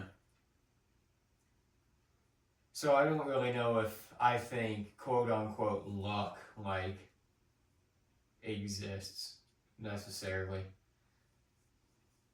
It's just a matter of chance at the end of the day. That's kind of what I think too. It's like you can say that's a word you can slap on it to try to blanket the whole thing, but what it really comes down to is, and go back to it earlier, it kind of comes down, it might be a fool's fucking errand of a chance, but also still kind of a math equation. Like, what are the chances this would have happened? You know what I mean? Right. What are because it was out there. Might not have been a very big one, but it was out there. Right. And of course, there are some things that we all can control and see our outcome through well more than we can affect, like things that are just random like that. You know what I mean? Yeah. You work a hard day's work, you get paid for it. That's not lucky. Like, you intended on doing it and you put the fucking work in to make it happen. Right. You know? There's a lot that you can manifest in life 100% if you're making the right moves in preparation for that to happen. But, like, you can't deny that it seems like you'll see some people that you meet in life or someone that you went to high school with, and it just seems like everything just works out. They just get the good job. They get the nice car. They have the rich parents. Well, that's the thing. They have were the the rich part parents. of the luck that fell into that situation. Right. Yeah. And they probably are unlucky in other situations. Their parents might be cold, unloving bastards that are Right. never there. There's always, I'd like to think that there's some yin and yang to everything in life like that. Like, if you think anything is luck, you got to really look at the grand scope of things, though, and see what other imbalance is there. Then, if that part is really good, what part isn't good? Because there's something out of balance because of that, in my opinion. No, I take that point for sure, because it's like, there has to be balance in the universe. There's some people with a great relationship with their parents that don't have as much of a social life. There's a lot of people with a great social life that don't have as great of a relationship with their parents. There's, you know what I'm saying? There's always things that, there's somebody with, you don't know. Like, there's always something kind of missing or out of place somewhere, and you can kind of see. It's not that everybody's the same. We all have our own individual, unique experiences, but you can kind of make parallels after a while. And I mean, for myself, for all of us, for so many of the people that we encounter and know in real life, you can kind of see why their thinking led to where they are based on a lot of the things that they went through. You know what I mean? And I know how easy that is to say. Like, if it's like, okay, of course, isn't that obvious? But, like, not really, because whenever you start to see it that way, you start to see so many patterns in those types of personalities over and over and over. And you're like, wow. This is kind of like what this leads to a lot of the time, and you can see, and it kind of exposes deficiencies and shortcomings in all of us for the way, either not necessarily our parents, but people, everyone's parents are, the way the kids are raised, like the way like your lives play out. You know what I mean? And it's kind of wild to think about. Yeah, we're all proficient and deficient in different areas, Yeah. Yeah. It's a great way of putting it, for real. So, yeah, I don't know. I mean, for me, overall, I guess if I'm going to say anything about the grand scheme of luck, I'd say it's a little overrated. That's at what I was times. gonna lean as well. Yeah. A little overrated. I just hate when people throw everything else under the table. Like if somebody worked their ass off, they got in shape. Like if it was an athlete trying to get to like the NFL or something or whoever. Like they're like, oh well, it's like, what do you mean he got lucky? Like he didn't fucking work. You know what I mean? Like I hate whenever people just sweep it all under the rug just because they want a half-ass excuse to justify why they didn't get to where they wanted, so they have to try to cut somebody else down in the process. It's like that. Once again, that personality, the bitter person, that you know what I mean, like that. It's like it's so you're so fucking see-through. It's like, well, this guy dedicated his fucking life Yeah. to football, Randy. Yeah. You wanted to go drink We wanna- beers with yeah. your buddies on Friday. You weren't even at the fucking games playing. No, but like that's true, and like I had a those. gift, damn it. Yeah, he's like, we want to fucking wreck 17, 18. It's like, okay, well, he went to fucking school like 10 years after you did. Now he's getting drafted. Shit. What do you want, man? Yeah. What do you want? Yeah, man, fuck. I don't know. We have so much effect, but I do. This is what I think, and I think I said this not too many episodes ago. Is like, the more opportunities come your way, like the ones that come your way, if you really think about it, they always open doors to more opportunities. So like, you might be taking a risk being like, okay, going out of your comfort zone, taking something, but who knows how many doors, like if you have two options here and you take one of them instead of just deciding to stay still, it could lead to 5 more fucking doors that open. You know what I mean? Yeah. That you wouldn't have had you not done that. Like, I think some of it is based on your own volition as a person and like what you're choosing to fucking do and kind of carry forward. Mm-hmm. But like, I don't know. I mean, I think good things will come your way as long as you're well intended and trying to do good things for the most part. You know what I mean? There's still people that get short at even trying to do that, but it's not always fair. Like, but at some point or another, I would say a lot of people generally get their payoff. You know? Those Yeah. people. I would say through some fault, or through some way, shape, or form, though, those people are who, like, they will still get their payoff in some way, shape, or form. You know what I mean? Like, if it's your personal life, you know. As long as you put yourself in the right position in life, I think that's really what it plays back into, is just what you're doing to position yourself to be having good things happen to you. And that, you know, takes being smart and cognizant of where you are in life and what the situation is that you're currently dealing with, whatever your job may be or whatever your goals may be, you know. It's all about, it's almost, you know, it almost goes back to, which sounds kind of goofy, but manifesting what you want in life in a way. Yeah.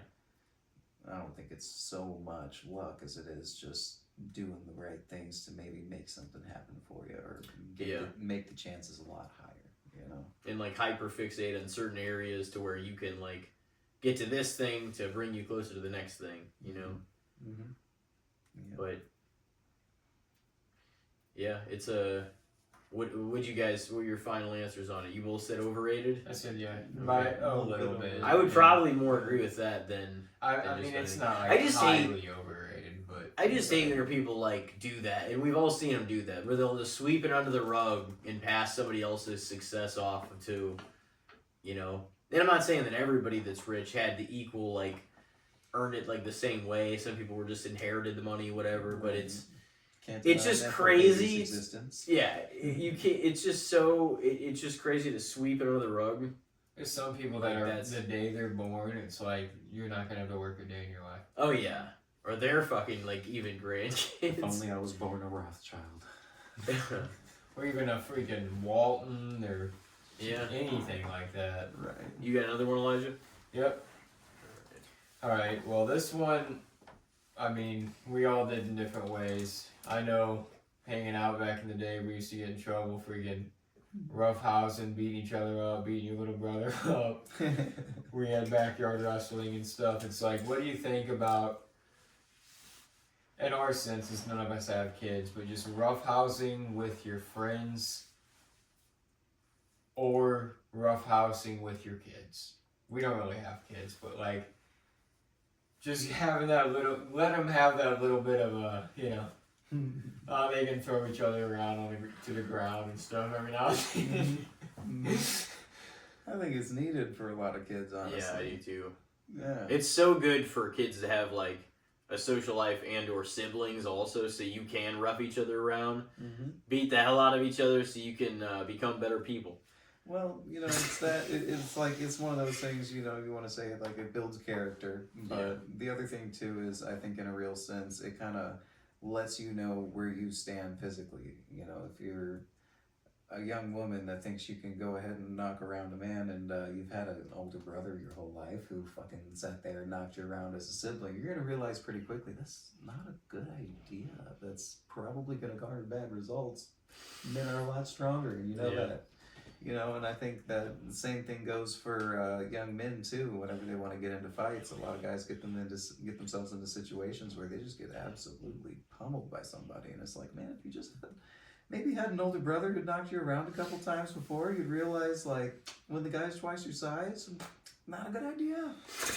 Not a good idea. Yeah. There's some lessons to be learned in that. You know, you kind of figure out how you stand as a person tactically in a way. Yeah, I mean, you definitely shouldn't be going after somebody that much larger than you if you don't know what you're doing, especially. It's like, maybe if somebody, like, is trained in some shit, and you're like, oh, I know how to wrap this motherfucker and throw him down, or... And then once in a while you meet those kids that they had an older sibling that knocked them around enough, and they actually toughened up, and they can take on anyone any size, and it don't fucking matter, because they had that rough coming up as a kid, so it's like, you know, in that same sense, I think, 100%, it's a good thing. I think it is good though for like we all had our shit in the backyard. I mean, like just the falling down, fucking slipping. You're trying to like play games at the house and stuff, and like you just get roughed up in the yard. Like I don't even just mean with each, I guess, but if you have a good like outside like childhood of just going out there and like playing games and sports like we all did and shit. Like I feel like that stuff always just ends up happening. Mm-hmm. And it does toughen you up. And I think it's also a lot of fun, and it's natural as a kid to fucking go out there and want to play and do shit, Right, and it's a really good idea too. I know not everyone has a space to accommodate for it, but something that my parents did for us was most of the houses we had that had a basement, they'd have an area in the basement that they would have just cleared out that we could go down there and be rambunctious, loud, and do whatever the hell we want, play tag, run around. So if it was raining and storming outside or it was too cold, we could still play and like get that energy out and not get in trouble for roughhousing in the house per se.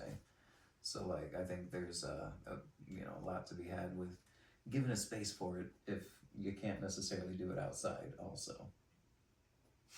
You always have the classic problem as a kid, your parents are yelling at you, quit running in the house, quit jumping around, quit stomping and that. That is a good point though, because it can get really annoying and shit whenever they're, it's just like if it's not the time and place, like fucking knock it off. Yeah. You know what I mean? That I totally get, and I would stand on the other side of the fence for. Right, yeah, but then that's when I say like, hey, just give them a space for it. Yeah. Give them a space for it. Until they go to the space outside or downstairs and they're all good until somebody screams for mom. It's annoying whenever kids are just fucking running all over the store and shit too. Yeah. Dude, that time that Aaron threw Mason around on the trampoline. Oh man. You started screaming for your mom, dude. Yeah, we were Mason playing popcorn. Yeah, we were playing popcorn on the trampoline. So, the classic game, you curl up in a ball. Crack the egg, crack the egg. There's a couple names for it. But we were playing that on the trampoline, and it was my turn to be the egg. And we're jumping up and down. Everything's fine. And then at some point, this dude just straight drops a knee straight into my forehead. Yeah, it was definitely down on his head. It was like boom. Yeah, it kind of more so caught my eye socket, but it was. I mean, he was pretty young, but he was like trying to bounce near him to get him to crack, but he bounced straight right under his face. And man, something just snapped in me. I was like, nah, fuck that. We're not having that today. I grabbed this kid by the ankles. Well, at first he was just backing away and like crawling away on the trampoline, which was hilarious. But I ended up grabbing him by his ankles and just whipping him You around wrangled like him in a like he was a wild animal, dude. He cracked immediately. He's like, you motherfucker, get over here. He's like, Unleash no, the beast. No, please, no. Grabbed him by the ankle and started swinging. Yeah, as soon as I started swinging him by his ankles, he just started screaming, Mom! Those are the good old days, you know? Yeah, I gave him a few more Classic swings. roughhousing. Yeah, threw him down, ran inside and cried. The best part was my mom told him to stay inside. She didn't even get me in trouble. She was like, maybe you shouldn't play with him. Yeah, that was probably her main thought. She's just like, that's enough of being with him. Yeah. They've obviously had enough of you. They're throwing you around. Just by your fucking ankle. flapping them all over the place. Yeah. That kid got roughed around quite a few times, though. Yeah, I toughened him up. Hey, you messed with them. Well, you know, I think I taught him some good lessons. There was the time that he was running back and forth in my room. I kept telling him to stop. He didn't listen. I tripped him. He face planted and knocked all the wind out of him. The lesson learned. Don't be a little shit. Lesson learned. Sometimes you just gotta learn it the hard way. I was there to help. Or there was a time I knocked him clear off my bed with a pillow. That was like one of them Tempur-Pedic. I remember that. Super dense. Yeah. Mm-hmm. Dude, the classic pillow fights were a great time with Mason because, dude, we used to beat that motherfucker. We ragdolled that kid. And he was just down for it. He'd get right back up and be like, let's go again. Yeah, that was good stuff. It was kind of how Josh was, too. With Tyler and stuff. Oh. It was like, just like younger kids that were like smaller, just They just wanted to Oh, be they part of the down group. for the roughhousing. Yeah. They do anything to be part of the group. Dude, I just have this distinctive memory. This is like just a short story, but like, whenever it was like me, Corey, and Haley like at the house, I think. I don't remember exactly like what the ages were. Like, do you remember the layout of like the house with the green couches and then the fucking stand and then the foyer like right across from that and the staircase? Like the long one where you first walk in, like the deer heads on this side, and then so like Corey was sitting on the couch and like Haley was just pumped because she was probably only like 6 or 8 or something like that. She was like pretty young, and since it was just us three like hanging out, and I guess I don't know how old Corey was, but he's 3 years older than me, so I have an older brother. I am the younger, same as Elijah, Right. and so Haley just gets all pumped up, I guess, just because it's just gonna be us. We can hang out, do whatever, you know. She was just kind of being real rambunctious, like 8-year-old. And the positioning of like the couch was like the end table was right here, and Haley like comes up like just fucking like runs into like the living room. She's just like, let's have a pillow fight. And this is so bad. Corey takes the pillow. It's like the cushion for the fucking couch, and he smacks her with it. But it's like towards where the fucking end table was, so she gets clocked by the pillow and smacks her face off of the fucking end table. It's obliterated. Oh yeah, it was so bad. It was so bad. She just like probably saw it on some movie or something. Oh yeah. Like, that looks fun. She's like, that's my I didn't brother's. think Corey's First first reaction was just take the pillow and sock her with it. Perfectly like to where she like came down on the fucking end table. Like, oh my god. That could have been even so much uglier than it was, because she didn't even have, I think she like maybe busted her lip, but she didn't have like anything broken or whatever, and it's like, oh my god, it looked so brutal when it happened. But what were we on? Rough housing with friends friends / with kids. What do you think, Aaron? I think I'm sticking with a little bit underrated on that. I was Especially kind of these thinking the days. same thing for sure. Yeah. A lot of kids aren't getting that experience. No, they're not getting their ass whooped, and they need to, and you can see it. It's manifesting out there. Yeah, 100%. Down, they're like, bring it back. Bring back the ass kickings. Oh man. Yeah, no, I fully am on that page. I mean, not like Oh, anything you're ready. beyond or crazy. Like, just kind of like, you know, we got hit in the mouth. It's like you fucking get tougher, you know? Right. It's You just also like, get, like you said, it's good to get out there and scrape up your scrape your knees, and yeah. Get fucking a you'll bloody fucking fall elbow, down you know? and get busted up. Like, I think that's part of being a kid, too, you know? Mm-hmm. So, Great. yeah, nothing crazy or like abusive, but it's like it's you know, it's how the way we fucking grew up too. You know, it wasn't all like, it wasn't like that, and it was just it was fun to like, it was fun to get out. You appreciate it more later. That's the thing. Mm-hmm. Whereas if you never have that, you're probably think you're entitled to the fucking world. Right. So Yeah. no, you're not. But no, I do think that's yeah. No, I appreciate all the time, especially just seeing like the differences, like the way we were raised. You know.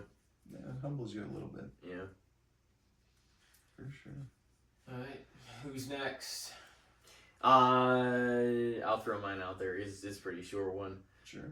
Probably, at least.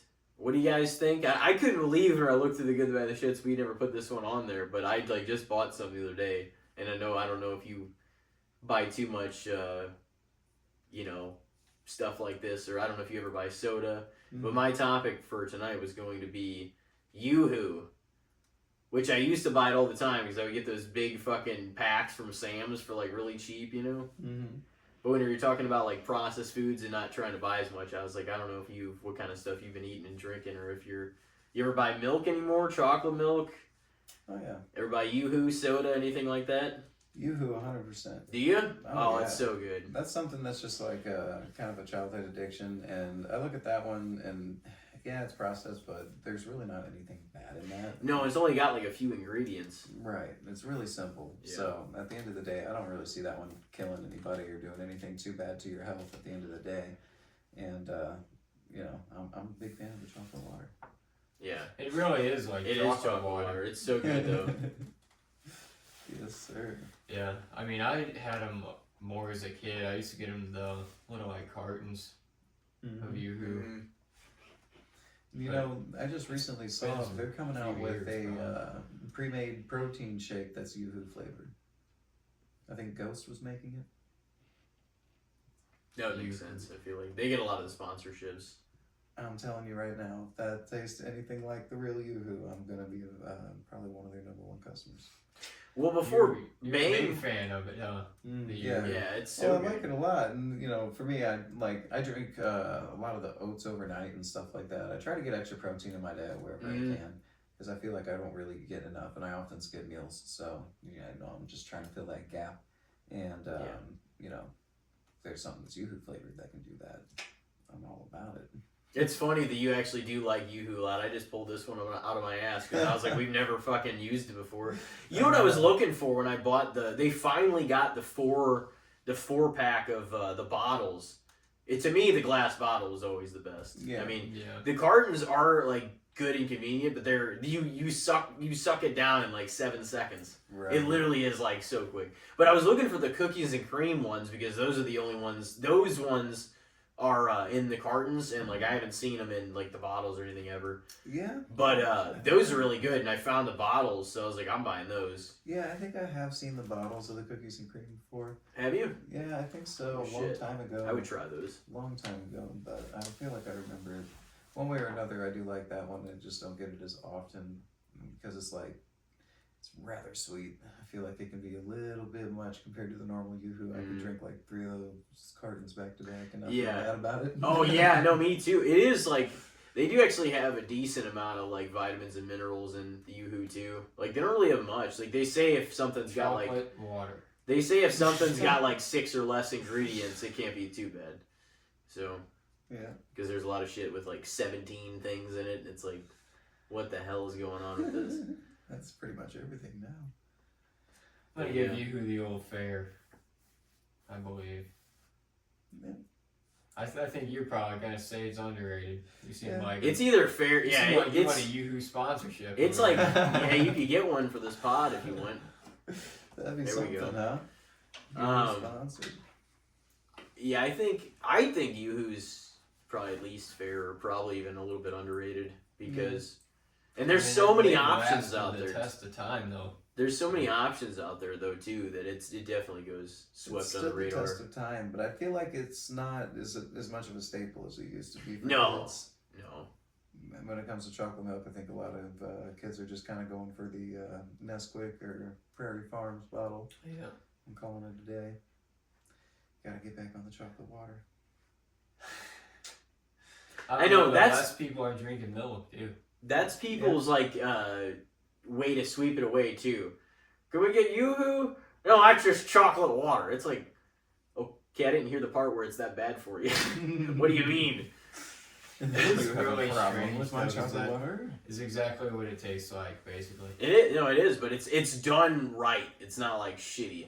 Yeah, It's not like some somebody kind of just milk product to do it. Stirred Yeah, fucking creamy. powder up. A little creamy. It's still so Right. thin though. Right. It's an easy drink though. Like that's why you don't sip on those. You slam those bottles like whenever you drink them. It's like a Capri Sun. Yeah, you do. Like that's almost the only way to drink it. You shake it up I know, so all the that's kinda how chocolate you gets gotta everywhere. do a Yoo-hoo. That's the thing. Like, it's Mm. not good if you let it sit for a minute. No. No, but that is the cool thing about Yoo-hoo is how shelf stable it is. You Yeah. ever check the expiration date on that shit when you buy it? It's usually a couple of years out. Mhm. Really. All you gotta do is shake up the stuff in there and mix it up. Yeah, and the ingredients don't go bad. It's pasteurized, so it can sit there a real, real long time. That was kind of the whole reason they invented it, because they wanted to have a chocolate milk that could be shelf stable at room temperature back whenever refrigeration wasn't as good. Mm-hmm. I feel like Yoo-hoo was huge in the 90s. Mm. And probably a little beyond that. Right. I think that's when But its yeah. marketing got a lot better for sure. Oh yeah, they're still doing a good job. I just think that there's an enormous amount of options out there, so I feel like if anything, it might be a little underrated. Yeah, I think that's where I'll stand on it too. Underrated. Yeah, Alright. never did that one. You got one more for us? I do. Alrighty. Have y'all gotten to try the new Big Arch I have not. from McDonald's? Mm-mm. Oh, What is man. that again? Their new So- meal. I think, right? Yeah. Oh, well, okay. it's not really a meal. It's just a burger, but Oh. yeah. I just seen the big arch meal. I guess it makes sense that the burger's just the big arch, though. Yeah. What is the Big Arch? So what they've got going on there is imagine something kind of like a Big Mac. You got 2 patties in there. You got some sauce, but it's not Thousand Island sauce. It's more like a mustardy tasting sauce. It's kind of interesting. And then it's got a sesame and poppy seed bun instead of just a normal sesame bun. And there was, what else was in there? It was like provolone cheese, I think. It's like a white cheese instead of the normal American cheese that they have. And then the fried onions. That was it. It might have been bacon. I was kind of stoned when I ate it. That shit was pretty fucking good though. I was kind of impressed. It almost tasted like, I would probably try it. yeah, I would say it almost tasted like a more real burger from McDonald's, you know? Feels like they're like doing an inverse Big Mac. They're like, we're gonna do the Big Mac stack and style, but with all different kinds of ingredients. Yeah, just kind of So maybe remixing. on different kind of cheese, different kind of sauce. Damn. Well, this one kind of sucks then, because if you guys haven't tried it, it's hard for you to rate it then, huh? No, I mean I could say it's a little underrated because you know maybe the marketing's not good enough. That one, the CEO took a bite of it and fucking wanted to spit it out. It looked like so. I thought it was pretty decent though. Yeah, Maybe I my mean I taste is probably good, would though. like it too. Because I don't. I'm not you a know, rich guy though. I like I McDonald's. have poor people taste. We gotta Yeah. remember. No, McDonald's has good food still. At least it tastes good. Yeah. Yeah. That's for What damn the sure. general term of good can be taken a little too seriously there. It's not healthy, that's for damn sure. But the way I view it is, I know what I'm paying for. You know what I mean? And even McDonald's is not cheap anymore, Not to be honest with you, at all. No. McDoubles they are like used to be. $3.69. They used to be $1. Yeah, I think it's kind of crazy. Just getting a snack wrap combo with a medium fry, you'll spend over $10, and it's like, I'm getting 2 chicken tenders, 2 tortillas, a sprinkle of cheese and lettuce on each one, a squirt of sauce on each one, and a medium fry. And you're charging me over $10. What the fuck? Yeah. What Uh, Unfortunately, the hell? $10 doesn't go as far as it used to. No. It is crazy. It's I the can't new $5. stand it. The new $2.50. Yeah. Yeah, because even like 12 years ago, you could get a decent amount of food for $10. Yeah. Mm-hmm. And then like you used to tip people $5 for something, or like your piece of delivery person, you would feel good about tipping them just a few bucks on top of the order or something like that. And now it's like, if you're not doing at least $5 to $10, then It's nothing. yeah, Yeah. yeah, and it's just like, man, shit has just inflated a lot on that side of things for sure. It's tight for everybody though. That's the thing. Yeah, It makes it tough for everyone. The yeah. big arch meal. Yeah. Yeah, What do you I'd order? say it's a little underrated. Since I haven't tried it, the marketing needs to be up. This is onions, McDonald's, bro. It's onions, Fried onions. fried onions, Mm-hmm. burger. Mustardy sauce. So are we talking like the French Burger. fried onions? Yeah. Oh, dude, yeah, I like those. Yeah, That's those are style. good. I might throw it in underrated too, because I haven't Yeah, heard a whole it's ton got of like promotion a kind on of it. mustardy tangy sauce. It's Mhm. pretty good. And then you got the poppy seed sesame bun, so it's got a little bit of texture to it. It's a little bit different. And then I'd probably I seen want it. to say there was bacon on there too. Oh yeah, add bacon to anything. Not a bad idea. Oh yeah, can't go wrong with a little bacon. Yeah, I haven't seen overabundance of. I think I've seen it advertised, like maybe a picture or something, because I've heard of that, but Mm. I haven't even been to McDonald's in a little bit. Yeah. I probably should though, because the Shamrock Shake's not going to be there much longer, and I Oh, haven't had a single shit. one of them all year. Yeah. Not any of them. This is Yeah. like the latest it's been in fucking years for me. See, Yeah, I the always last like to time get I the got it, Oreo it was one. right before they came in stock. Mm. They were like currently unavailable. I'm like, motherfucker. And now they're almost out of stock, and I haven't. They gotten should one. still be here through almost April, I think, or almost the beginning of it, I would think. Yeah, yeah. I like to get that McFlurry, the Oreo Shamrock McFlurry. Yeah. Mm-mm-mm. Yeah, I think it's good. Some people hate it, but to me, it's not really even that minty. It's kind of a really light mint, Yeah. but it's kind of still That's like a nice green vanilla taste to it. I don't know. It's not.